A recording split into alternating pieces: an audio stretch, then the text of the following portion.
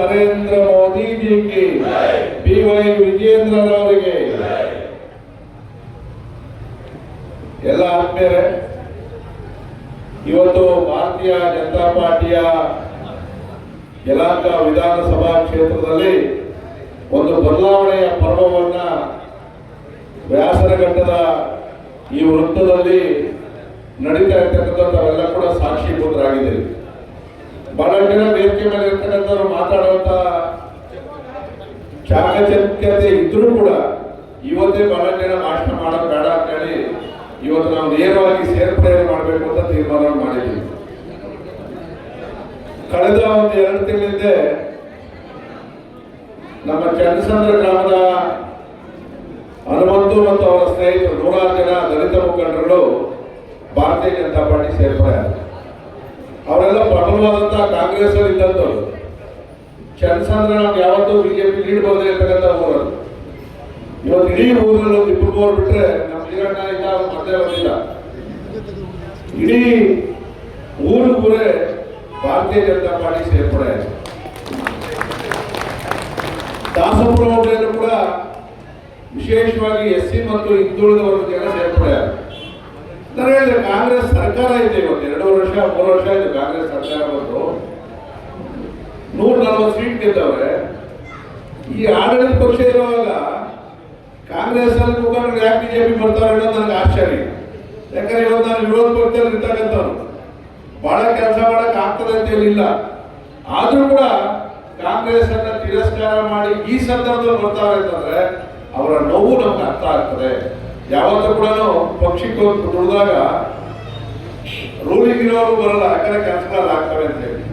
ಇವತ್ತು ಕಾಂಗ್ರೆಸ್ ಸರ್ಕಾರ 3 ವರ್ಷ ಆದ್ರೂ ಕೂಡ ಬಡವರ ಹೆಸರು ಹೇಳ್ಕೊಂಡು, SCಗಳ ಹೆಸರು ಹೇಳ್ಕೊಂಡು, ದಲಿತರ ಹೆಸರು ಹೇಳ್ಕೊಂಡು, ಹಿಂದುಳಿದ ವರ್ಗದ ಹೆಸರು ಹೇಳ್ಕೊಂಡು ಇವತ್ತು ಅಧಿಕಾರಕ್ಕೆ ಬಂದು ಇವತ್ತು ಏನೂ ಕೂಡ ಕೆಲಸ ಆಗ್ತಾ ಇಲ್ಲ ಅಂತ ಹೇಳಿ ಅವ್ರ ಮನವರಿಕೆ ಆಗಿದೆ.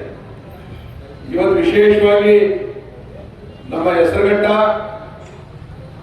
ಸುರದೇವಪುರ ಮತ್ತು ಮಾರಸಂದ್ರ ಮತ್ತು ಕಡತಮಲೆ ಕೆಲವರು ಇಷ್ಟು ಜನ ಇವತ್ತು ಸೇರ್ಪಡೆ ಆಗ್ತಾ ಇದ್ದಾರೆ.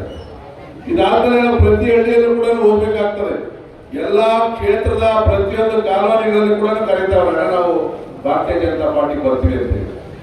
ಸರ್ಕಾರ ಇದ್ದಾಗ ಬಂದಾಗ ಇರ್ಬೋದು, ಏನೋ ಕೆಲಸಕ್ಕೆ ಬರ್ತಾವೆ ಇವರು ಅಂತ ಹೇಳಿ, ಏನೋ ಕೆಲಸ ಆಗ್ಬೇಕಾಗೈತೆ ಅದಕ್ಕೆ ಬರ್ತಾರೆ ಅಂತ ಹೇಳಿ. ಇವತ್ತು ಏನೋ ಕೆಲಸ ನನ್ನ ಕೈಯಲ್ಲಿ ಕ್ಷೇತ್ರ ಕೆಲಸ ಬಿಟ್ರೆ ವೈಯಕ್ತಿಕವಾಗಿ ಏನು ಮಾಡೋಕ್ಕಾಗಲ್ಲ. ಆಗಲೇ ಮುನ್ರಾಜ್ ಹೇಳಿದಂಗೆ ಗಂಗಾ ಕಲ್ಯಾಣ ನಾನಿದ್ದಾಗ ನಮ್ಮ ಸರ್ಕಾರ ಇದ್ದಾಗ ಒಂದೊಂದ್ಸರಿ 70, 100 ಬೋರ್ವೆಲ್ ಬರ್ತಿದ್ದೀರಿ SCಗಳಿಗೆ. ದೇವರ ಅದೃಷ್ಟ ಎಲ್ಲಾ ಬೋರ್ವೆಲ್ ಸಕ್ಸಸ್, ಮೋಟರ್ ಸಮೇತ ಕೊಟ್ಟಿದ್ದೀವಿ ನಾವೆಲ್ಲ ಕೂಡ. ಸಾರಥಿ ಟ್ಯಾಕ್ಸಿಗಳು ಒಂದೊಂದ್ಸರಿಗೆ 10-20 ಟ್ಯಾಕ್ಸಿ ಕೊಡಿಸ್ತಾ ಇದ್ದಾರೆ. ವೈಯಕ್ತಿಕವಾಗಿ ಬಸವ ಯೋಜನೆಯಲ್ಲಿ, ಅಯ್ಯೋ ಯೋಜನೆಯಲ್ಲಿ ಮನೆಗಳನ್ನು ಕಟ್ಸ್ಕೊಡ್ತಾ ಇದ್ದೆ ಪಂಚಾಯತಿ ಕಡೆಯಿಂದ. ಇವತ್ತು ಬೋರ್ವೆಲ್ 3 ಕೊಡ್ತಾರೆ. ಅಪ್ಲಿಕೇಶನ್ 500, ನಾನು ಸೆಲೆಕ್ಟ್ ಮಾಡಬೇಕಾಗಿರೋದು 3. ಕಾರು 2 ಕೊಡ್ತಾರೆ. ಇವತ್ತು ಎಲ್ಲ SC ST ಸೇರ್ಬೇಕಾಗಿರ್ತಕ್ಕಂಥ ಅನುದಾನವನ್ನ ಗ್ಯಾರಂಟಿ ಟ್ರಾನ್ಸ್ಫರ್ ಮಾಡೋರು 15,000 ಕೋಟಿ. ನಿಮ್ಗೆ ಮನೆಗೆ ಕೊಡಬೇಕಾಗಿರೋ ದುಡ್ಡು, ನಿಮಗೆ ಕಾರು ಕೊಡಿಸ್ಬೇಕಾಗಿರೋ ದುಡ್ಡು, ನಿಮ್ಗೆ ಬೋರ್ವೆಲ್ ಕೊಡಿಸ್ಬೇಕಾಗಿರೋ ದುಡ್ಡು, ನಿಮ್ಗೆ ಕುರಿ ಕೊಡ್ಬೇಕಾಗಿರುವಂತ ದುಡ್ಡು, ನಿಮ್ಗೆ ಸಬ್ಸಿಡಿ ಲೋನ್ ಕೊಡ್ಬೇಕಾಗಿರೋ ದುಡ್ಡನ್ನ ಗ್ಯಾರಂಟಿ ಕೊಡ್ಬಿಟ್ಟು ನಾವು ಗ್ಯಾರಂಟಿ ಕೊಟ್ಟಿದ್ದೀವಿ. ಗ್ಯಾರಂಟಿ 3 ವರ್ಷದಿಂದ ಅದೇ ತುತ್ತೂರಿ ಕೂತಾವ್ರೆ. 3 ವರ್ಷದಿಂದ ಅದೇ ತುತ್ತೂರಿ.